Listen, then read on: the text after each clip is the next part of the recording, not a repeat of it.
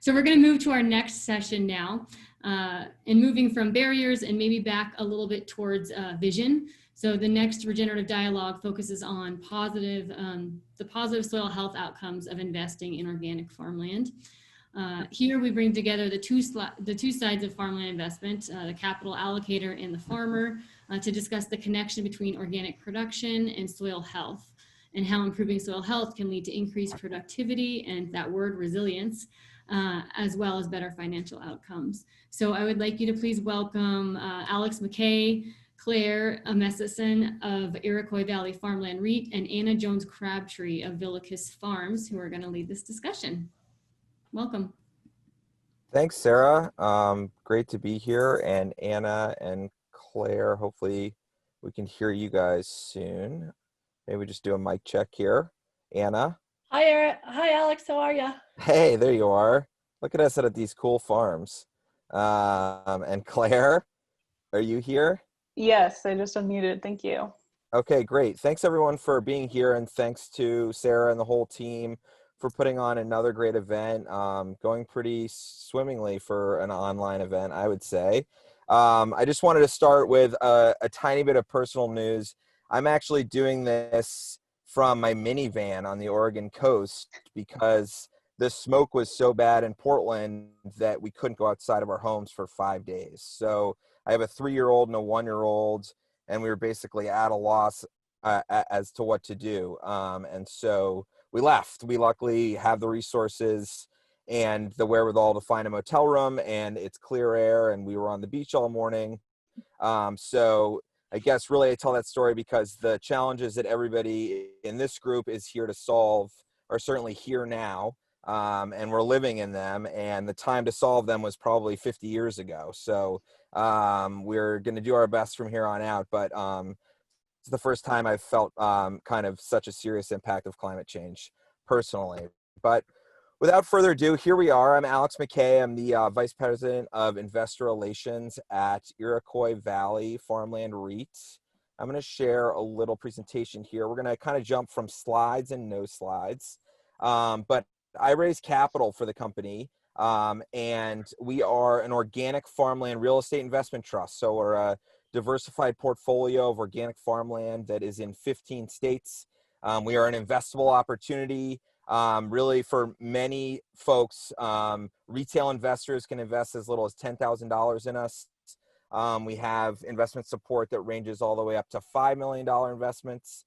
And that broad base of investment support, which now is from over 500 people, has helped us raise enough money to have a $60 million portfolio of diversified organic farmland around the country for farmers like Anna. So we're really excited to be here today and sharing this information with you.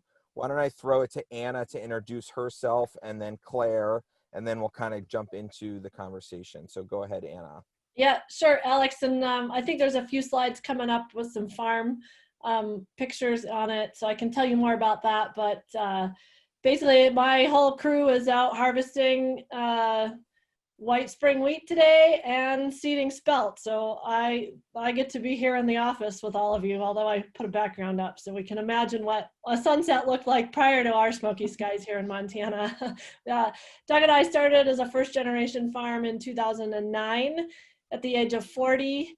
Doug grew up on a farm in Ohio, a more conventional operation that they lost it in the 80s. So it just took us a while to get back to doing what we really had as our vision in terms of farming. So that's where we're at. Yeah, hi everyone. My name is Claire. I'm the communications director at Iroquois Valley. I am really excited that we're talking about soil health today. That's been a topic of increased interest, I think, with everyone, and has certainly been something we've been ramping up internally and trying to create materials to talk about this, working with our farmers to better understand what specific practices they're getting into, and really what is happening in the soils that are a part of our portfolio. So we are a public benefit corporation. We've been one since 2016. So in our public benefit statement, which is below, restoring soil is actually one thing that we're attempting to do to create public benefits. So that's kind of where this all stems from. I'm also based in Los Angeles and can verify that the air is terrible here. So we have good Western representation right now. But the air quality app stocks are skyrocketing. So that could be an investment opportunity for all you investors out there. So soil health has become something that is almost mainstream. We've seen all kinds of different profiles in various national publications about soil health, about how farmers are going to sequester all the carbon and save everybody so they can keep driving their giant trucks, and how Anna's just going to handle it all herself. So we thought that we would dive into kind of this discussion that I know, because of the population on this specific call and in this conference, maybe has a higher knowledge of, but still I think for many of us, we hear it and we think we know some of it, or we think we know parts, but it's a good thing to discuss. And really what we wanted to talk about too was the USDA certification, organic certification, and how that actually feeds directly into improving soils. So before we get to that, I'm going to stop sharing here and get our faces a little bit bigger and just ask Anna. I wanted to start by asking Anna, kind of just from a very simple, practical level, if you had 5 minutes with somebody, you know, at a bar or an airport, and they ask you, why does soil health matter? Just to kind of, you know, give us some context for this conversation.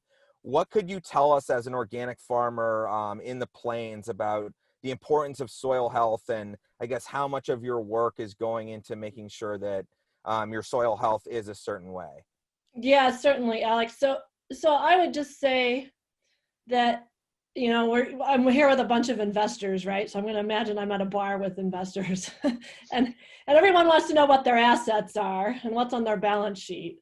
And I would just say that the 9,600 acres of land that Doug and I are stewarding under our farm umbrella, soil is our biggest asset.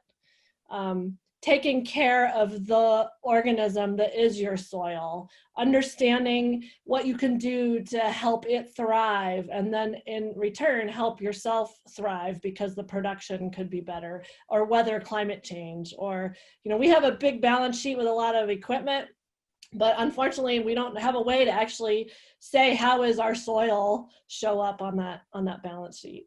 So it's the core of everything that we do on our farm. And could you just speak to, you guys have now been at this for a while in Montana, and you've been adding different parcels of land, and there's a lot of traditional, sort of conventional chemical farming going around you. Could you just speak to sort of maybe some of your triumphs or some of your victories as it relates to soil health? I know you're going to get into your farm and the story in general, but how do you feel like your soil health is right now? You know, how's that looking for your balance sheet? Oh, yeah, well, I would say we've transitioned probably about 3,500 acres out of a chemical fallow no-till system into organic production. Every piece of land that we have has its own personality and difference, but in general, this is year 12 for us. We've finally had moisture at the right timing. We're in a place that's pretty arid. It's generally 11 to 12 to maybe 14 inches of moisture a year. The last 3 years of climate variability have literally been hell. And if we had not been taking care of our soil and making sure that we're set up and feeding those other microbes, I don't think we would have been as resilient as we've been and be able to really take advantage of the good timing of the moisture that we've had this year. So, Okay, so soil, yeah, it's a long-term investment. It's a long-term care and feeding. So I would say that's our biggest triumph, along with bringing more acres in under a more sane production system. That's great. Well, Claire, I wanted to go back to our slides here and ask you about the USDA organic certification in soil health. So Iroquois Valley just put out a huge series of publications, or I guess at least materials, marketing materials around the soil health on our portfolio of farms, and how the USDA organic standard informs the soil health in the, you know, in the various operations that we support financially. And I would love to just get, since you authored a lot of those materials with Anna and others, I would love to just get an overview from you on how the USDA organic standard feeds into the importance of soil health. Sure, yeah. So this actually plays into a lot of our company structure. So we created this company with organic, the USDA organic certification as our baseline. A lot of this is actually, one, it's because it's values, but two, it's because it's efficient for us to use that system. We have a portfolio spanning 15 states. We have over 60 farms. If we didn't have some standard to understand what was going on in our farms, our due diligence process would be very unwieldy. So the organic standard offers a lot of rigor for us, and it shows some trust that we have in the system. And so many of our farmers go above and beyond the organic standard, but our work around soil health is really, one, to highlight what's actually in the organic standard as it relates to soil health. The organic standard is a huge document. It can be hard to pull out the specific standards that are talking about that. It can be hard to relate that to practices. And we just, on one level, wanted to highlight that soil health is represented in the organic system, and then apply it to our portfolio. So the principles we came up with are not necessarily the stuff you see coming out of USDA, but they are a fit for our portfolio based on this standard. So in this slide, you can see one of the materials that we created. This is a multi-page document, so we just are showing a little bit of it. But so there's a standard on the left that talks about a crop rotation. We've identified 3 practices that fit under that and how they apply to our principles. And so when we look at that picture, that's of one of the farms that we work with in Wisconsin. They're doing both contour farming and strip cropping, which represents these 3 principles that we have of maximizing plant diversity and integrating livestock.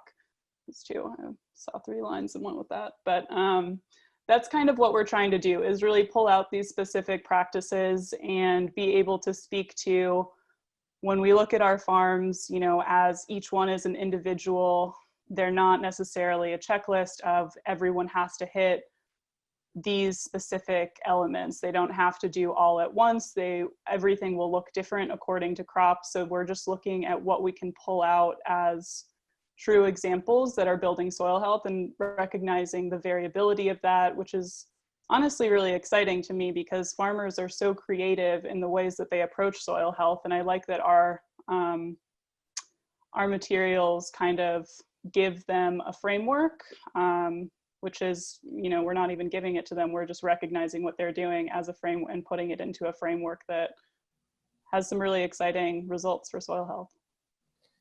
That's great. Well, I think I just want to reiterate something that's pretty key. I think a lot of times when I'm having conversations at work with prospective investors, they're always looking for checklist upon checklist upon checklist, and financial metrics are very easy to provide checklists on. But as you start getting away from financial and into impact, the checklists become a little bit less checklisty. And so one question that we always have is, how do you know that the standards on the farms that you're supporting are up to snuff? And as Claire mentioned, it's the organic certification for us. That's been a way that as a passive investment entity would be able to create a baseline which many of our farmers surpass. But in terms of knowing that there are there are many different types of ways to address soil health through the organic standard, I thought it would be, and a windbreak is one good thing. We have this slide that I should have forwarded to faster, but I'm going to keep going because I know we're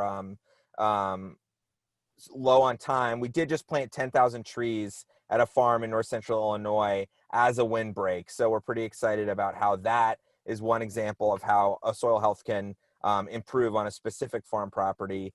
But we have Anna here, who knows much more about farming than both Claire and I combined. And so, Anna, I just thought I would kind of give you some time to talk about, if it's not a checklist, then can you tell us at least maybe some of the practices that you use based on the geography, the weather, the water, and everything else that you guys are facing? So I'm just going to kind of thumb through a few pictures here to accompany your story, but I want to open it up to you to just talk about your specific operation, what you guys did when you got there to address what you needed to do, and then how you've been doing it over the last few years. Yeah, certainly, Alex. Well, the thing that's really awesome to us about the organic standard is that it's a process standard. It's, as Alex said, it's not a checklist. So you have an organic inspection. It's not that an inspector comes in and says, are you using these synthetic insecticides or pesticides or not? No, it's like, what is your crop rotation?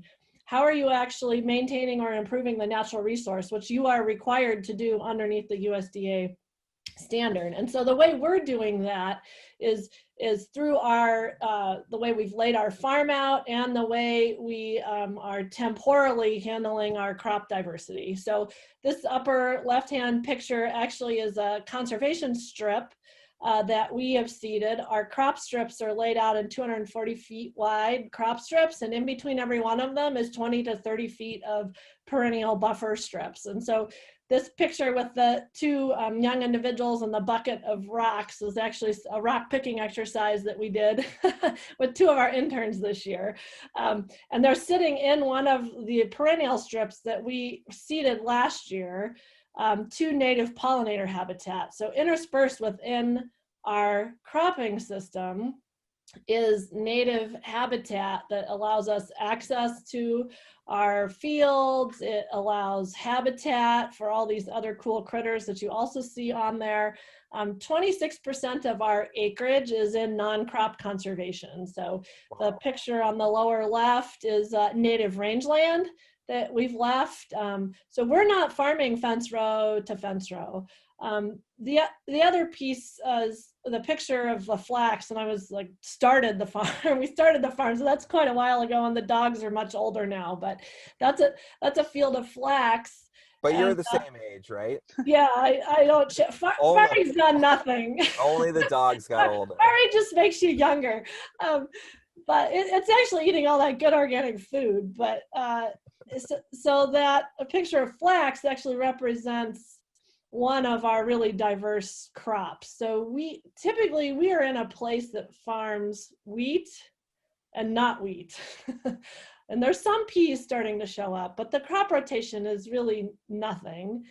And so for us to be cropping something every year, and we generally seed, I think, 20 different species of things, either on a 5 or a 7-year crop rotation.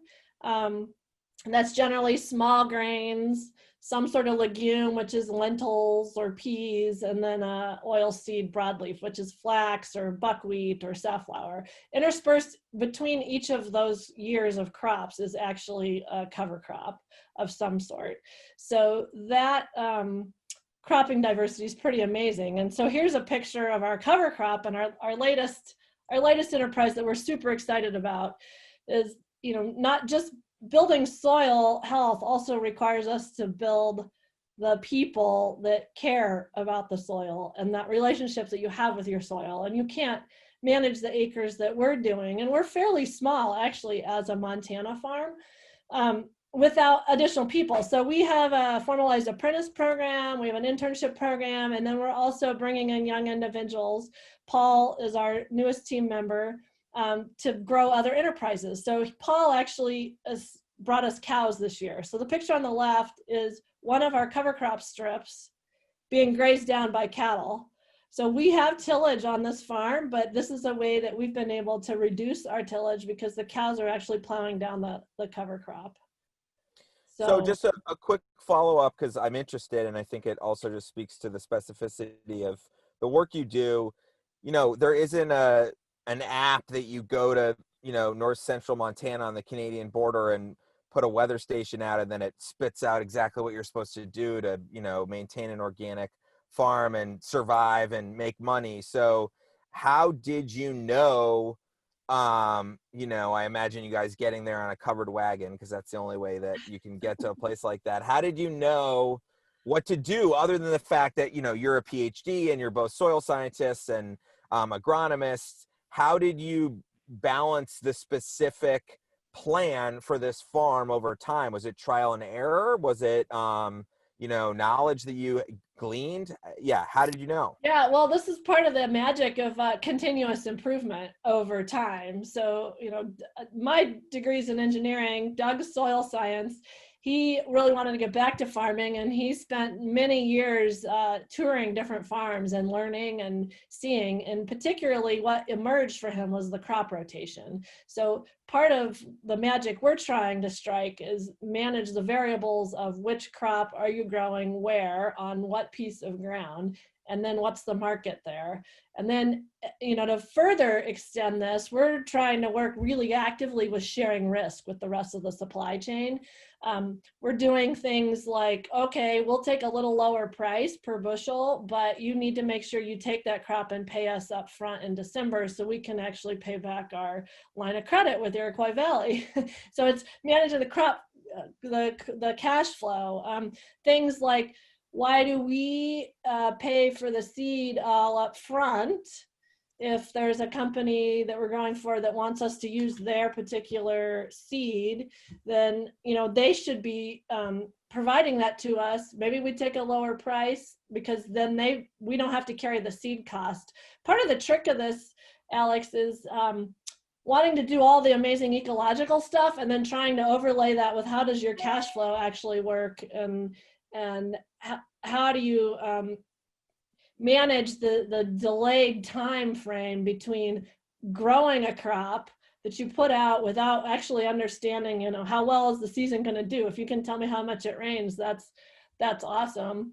To then you harvest it. So we're in harvest mode now, and a lot of our buyers won't actually take their crop till next year. So there's almost sometimes 8 months to a year delay between when you have the expenses of your crop input and growing that and then actually realizing the income. So I don't know if that answered your question. I could talk all day about the variabilities here.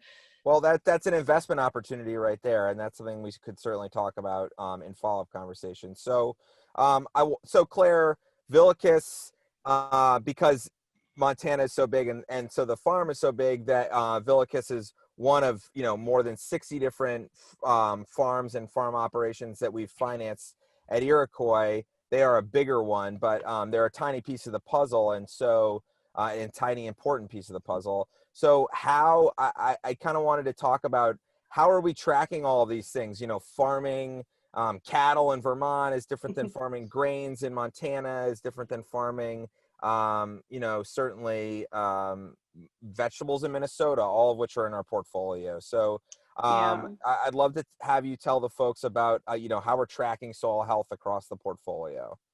Well, it's a work in progress.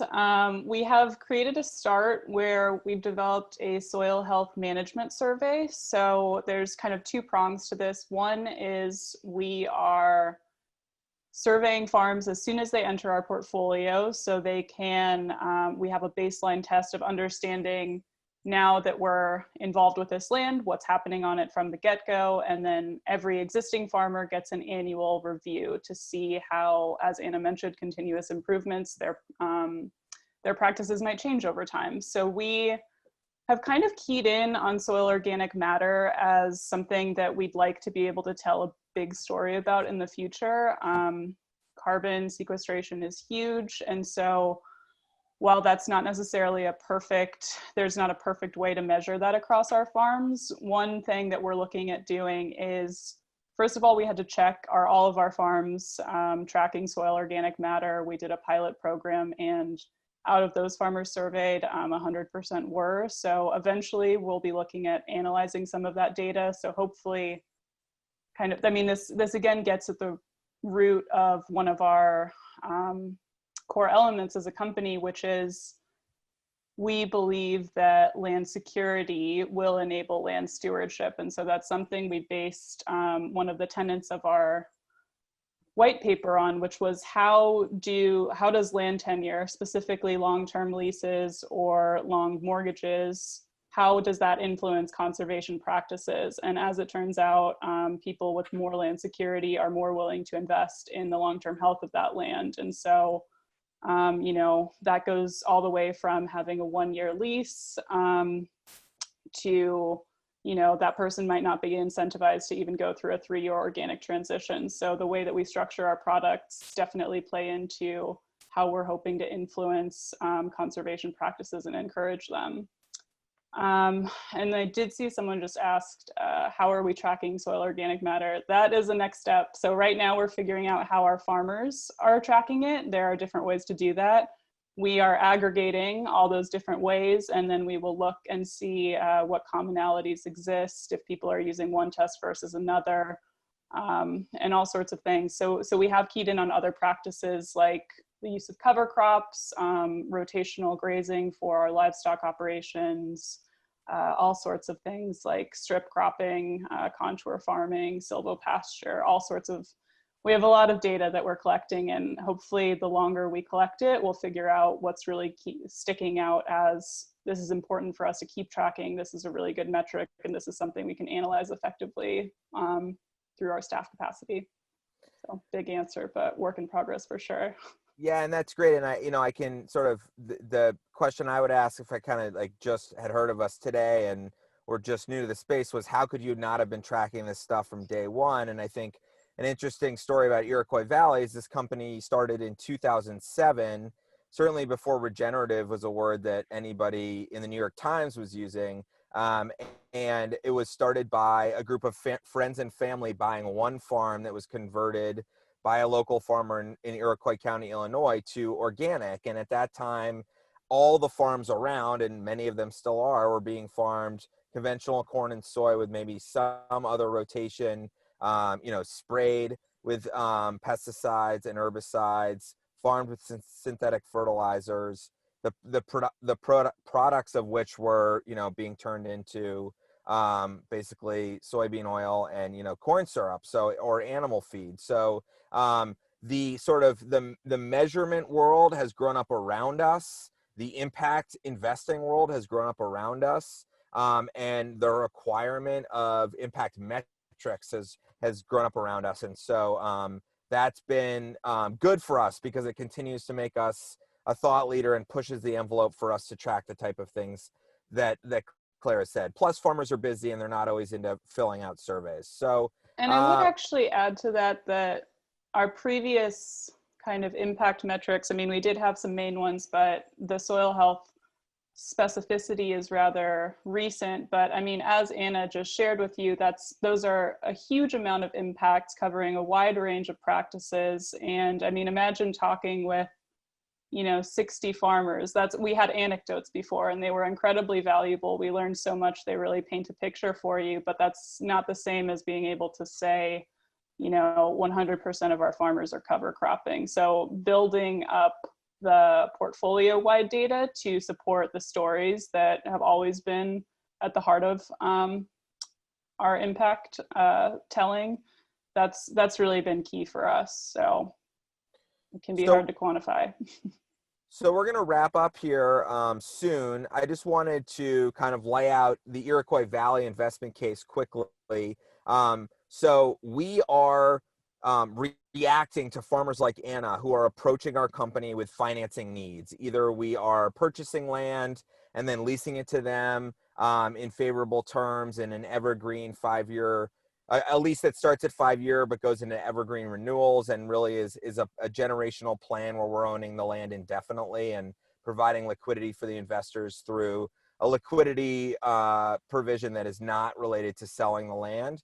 We are also doing mortgage financing where we're acting as the bank and actually taking a down payment from the farmer and holding the lien. And we have now started doing operating lines of credit because it turns out once you've helped a farmer get on a piece of property, they need money for other things too. It wasn't like there was some big national bank doing operating lines and it was just the land that needed financing. So this infographic, which has been up for way too long now, shows our ecosystem of investment. You have investors investing in the company and we are putting that capital to work as quickly as we can, usually through acquisition of farmland. The farmers are gaining long-term land access, hopefully indefinite land access on that land, and they are paying our company. Our company's revenue is based on those lease and mortgage payments. And then we are creating investor returns out of that. We don't collect a fee. We're not a traditional fund. We're an operating company. And so we have a P&L that has our expenses in transparent audited financial statements. And that impact investment system, I keep moving my arms and they're like coming out of no place, sorry, creates this awesome array of positive impacts, including soil health improvement. So I just wanted to make sure everyone understood where we stood in this world. Anna is an incredible example of the type of farmer we represent, and I knew she would be. She's an activist and a scientist, and also someone who is very well spoken about these topics. So I thought she'd be a great representative of the types of farmers that we are supporting. Not all of whom would agree to be on a webinar. So we have two investment options. You can either purchase our equity, our stock, and become an owner of the company. The minimum there is very accessible, even for non-accredited investors. But again, the range of investors there is individuals, people with IRAs, family trusts, all the way up to, sort of semi-institutional investors, not pension funds and not endowments, but large-scale family offices, nonprofits, and others. There's a 5-year lockup on the stock, and that really is a way for us to be able to offer that long-term land access to the farmers. None of this happens in a 1-year lease agreement. No farmer is ever going to agree to a lease agreement where they're going to start converting a piece of property to organic if that lease could end after 1 year. And then on the other side, we also have a promissory note product where we're paying a fixed income return to investors. It's a 5-year note right now. One cool thing about the note is that we're actually paying an additional 0.5% into something called the soil restoration pool, which is money that is distributed to farmers in our portfolio who are currently doing projects that improve soil health. So it could be fencing for livestock because they're going to start bringing in pastured animals. It could be equipment. It could be, it could actually be consulting work with someone who can help with the agronomy of the operation. So we're actually taking applications from the farmers in our portfolio, making a committee decision with our staff on how to allocate those funds, and then making payments that would be going back to the investor, but the investor is foregoing by investing in our product and go directly to the farmer in, a small but meaningful payment. Yeah, so Alex, a real quick example of that is absolutely. that the young gentleman, Paul, who's working with us that has brought cattle to the operation, because that's his enterprise that we're incubating underneath our umbrella. He actually applied because the cows have been living down at the Cottonwood unit, which is 960 acres that Iroquois Valley owns. And so it's kind of a nice feedback loop in that there was funding to help support cows, fencing, and some water development.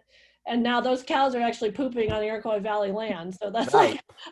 Another way to get the investment back. Right. So if people invested tomorrow, their land could get pooped on by Paul's cows Yeah. as soon as we sign the next subscription agreement. So if that's not a regenerative opportunity, I don't know what it is. So in all seriousness, though, I think that brings one last point I want to make to mind, which is that well, actually, I'm sorry. I've lost my train of thought. It'll come to me once I stop thinking about it. But let's go to questions. Let's open it up. I think we have about 20 more minutes, and hopefully there are questions. I'm going to stop sharing my screen. I'll put this up and then stop sharing my screen and see if there are questions. Well, and Alex, I can jump in. I remember what I was going to say, Anna, which is, tell us quickly, and then we'll jump to the questions. How much of the land that you farm is owned by Iroquois? How have you figured out, and I know from talking to you personally this week that there's actually new investment opportunities right now, not to make this a sales pitch, but I think it's really indicative of our model, which is people think that every farmer wants to own their own land and that it's all going to be done on sort of a home farm. But the cost of land can be so prohibitive. And this is why we need all types of different financing mechanisms to expand farms that are doing important work like yours. Yeah, so we're managing 9,600 acres. Doug and I own only 320 of that outright.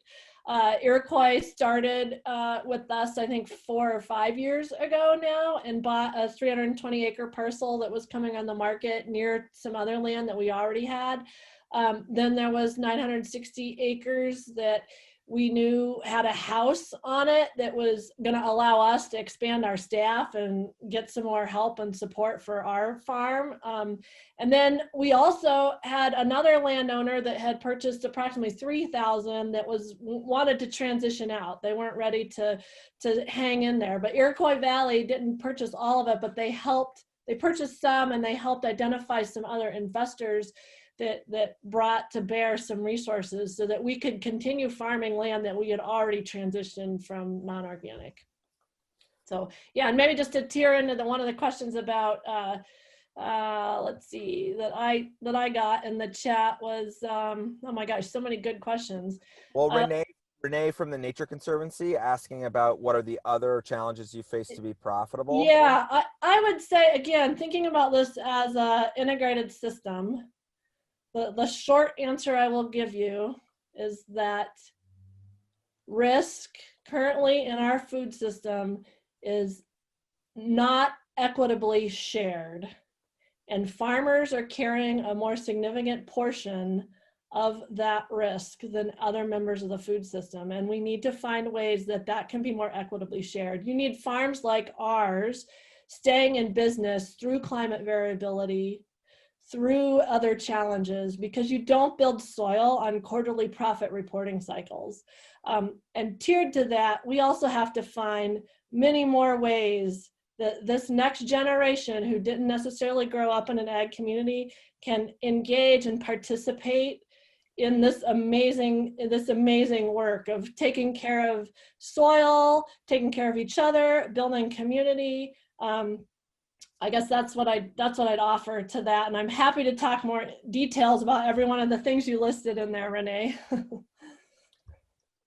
And I think that's one thing, and Claire, maybe you could talk about just some of the emerging work that we're trying to figure out on our end with that risk sharing. And I guess to give you a primer here, you know, a lot of times I get questions about returns, and our returns we're proud of, especially on the land appreciation side, because so much of the value of an Iroquois Valley stockholder's return is tied up or is related to the value of the land. But on the cash side, our dividends have been up and down. And a lot of that is because not necessarily that we're making bad investments, but we actually don't even receive 100% of the rent or mortgage payment we are owed in any given year because of risk, because a farmer falls behind because of weather, because of crop prices, because of unforeseen circumstances. And how, to tee you up, Claire, what are we doing to try to address some of those challenges as a company in terms of sharing risk?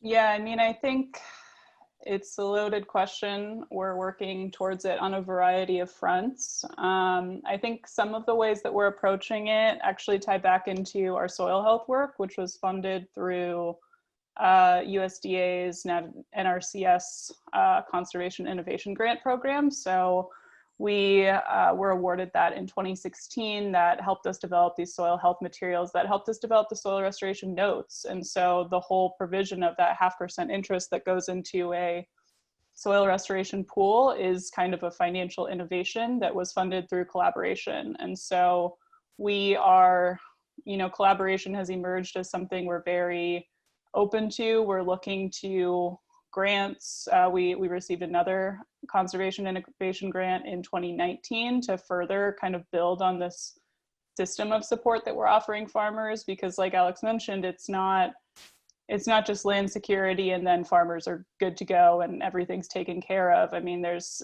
so much else that they face that is really, you know, on their shoulders. And so the more that we can grow our support, one of the ways that I'm not fully prepared to speak about, but you should pay attention for future updates on, is we're trying to build a soil capital reserve, which would basically be a loan loss reserve to help us mitigate some of these losses that are, you know, not due to bad farming practices or you know, misplaced money. It's really kind of crisis situations where, you know, farmers have faced drought or extreme flooding and something out of their scope went wrong. So we're really trying to build risk even further into our financial products than we had before. So, I mean, a lot more to come on that, but it's certainly something we're thinking about and are hoping to continue addressing alongside partners too. It's not just us getting grants and trying to work with this. It's really broadening who we're working with and how we're offering support.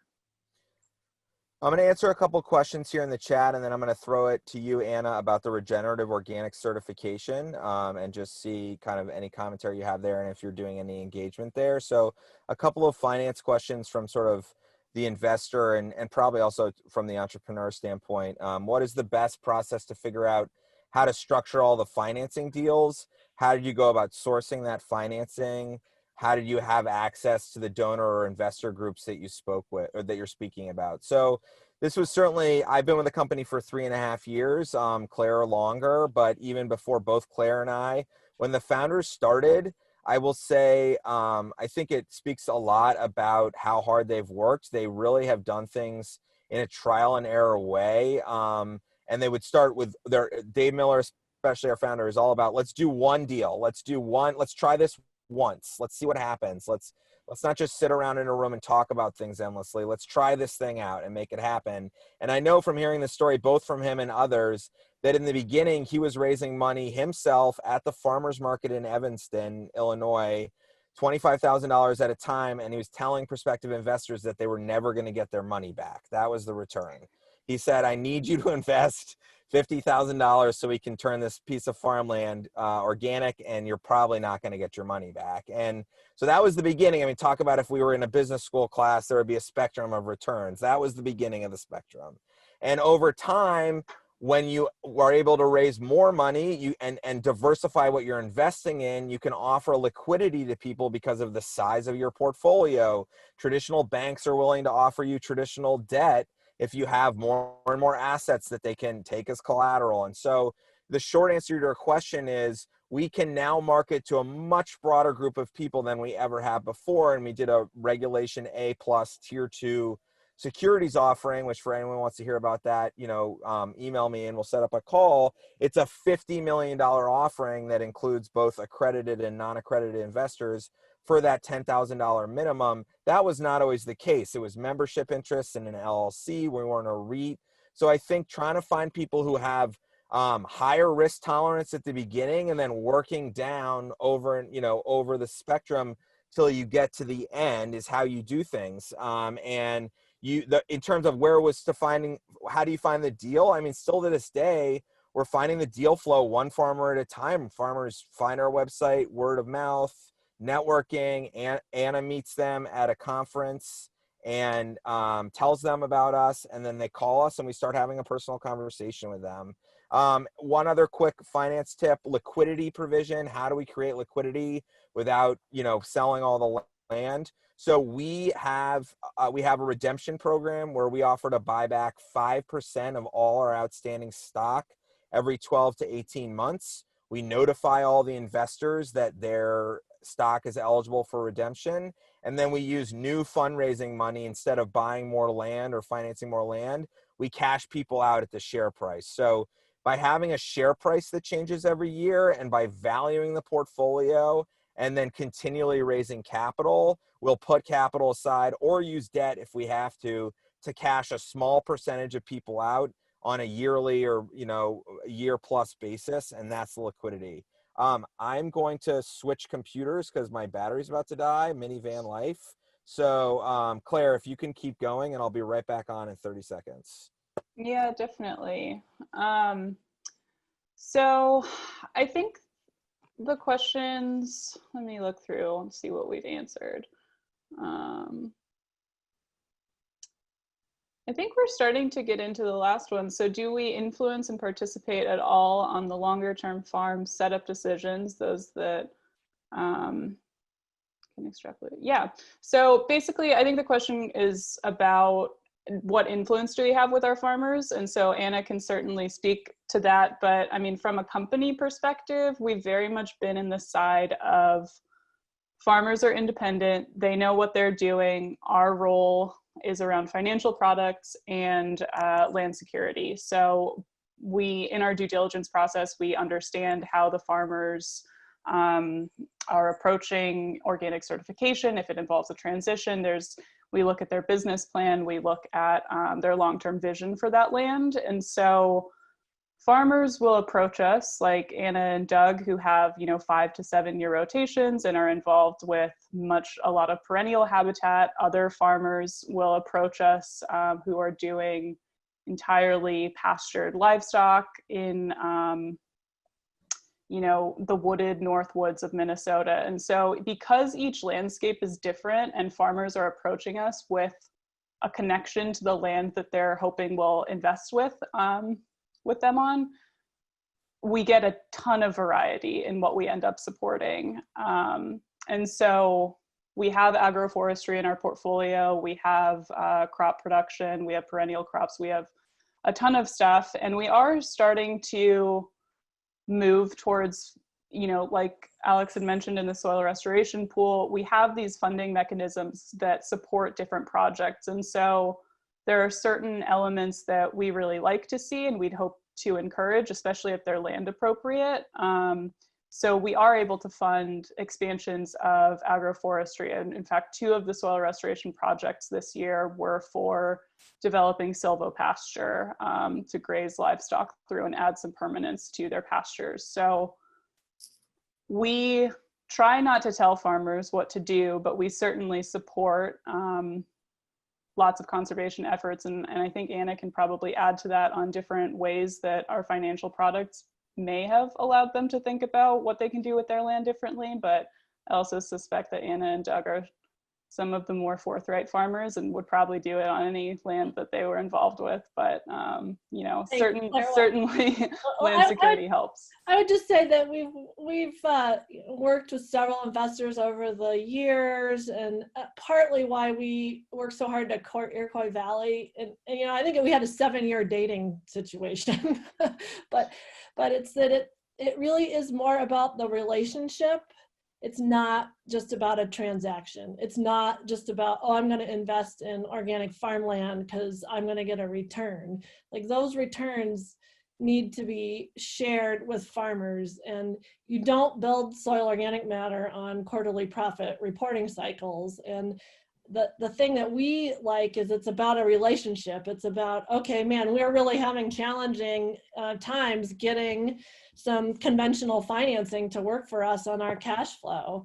The conventional models don't understand the complexity of crops. They don't understand that you can't just haul things to the local elevator and get paid right away. And they don't understand that we're not buying off-farm inputs and synthetics that just, make your crop supposedly magic. And they don't understand that your crop insurance program is totally not supportive in the same way that our conventional neighbors are. So having the ability to have a conversation with an investor about all those things that make your business work or not work, and the complexity, and be with it in the long haul has been really great. And I would just add to the question about the Rodale organic certification. I think it's great that Rodale's starting from an organic space, but I would also say, as a farmer, oh my gosh, it's like death by a million scorecards. Like, a lot of our buyers are like, oh, here, fill out this scorecard. And what happens, and I would say this is, partly what I think it maybe Rodale might have fallen into, is it becomes a marketing situation. So, I had some conversations with Jeff Moyer about this several years ago. And the idea was like, oh, well, what is in it for me as a farmer to sign up? What do I actually get? Oh, well, you get paid more for your crop. Well, that's awesome, but that means we're only thinking about farms as widget producers. And if I don't have any widgets to sell because I've had 3 years of a drought, I'm not going to necessarily be in business, regardless if I could have gotten a higher price for my wheat because I'm regenerative certified. So I think we have to think very carefully about what other scorecards we're asking farmers to fill out. What is the intent? I think the intent is good. Like, let's get more acres under a more sane production system. I want that too. Montana, there's 18 million acres of cropland, and less than 1% of that is certified organic. So we've got a long way to go, and we all need to be working together on how to make it better. And you know, to be kind of self-focused. Like if we don't have farms that work and are whole and stay in business over the long run, none of the rest of the system is going to hold together. Yeah, and I would just add to that that you know, the farmers that approach us are experienced.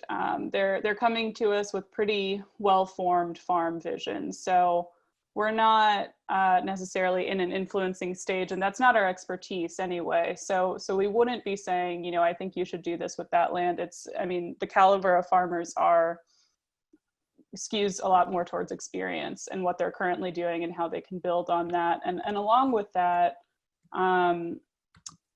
it really matters with markets too. So organic certification is a great baseline. I mean, I don't think I mentioned this before, but it is a legal term. So there is some extra support with this certification, but you know, so many of our farmers are involved in beyond organic. And so a few of them are exploring regenerative organic. We fully support that. We fully support what makes sense for their businesses. Some of them are involved with the Savory Institute and doing the ecological outcomes.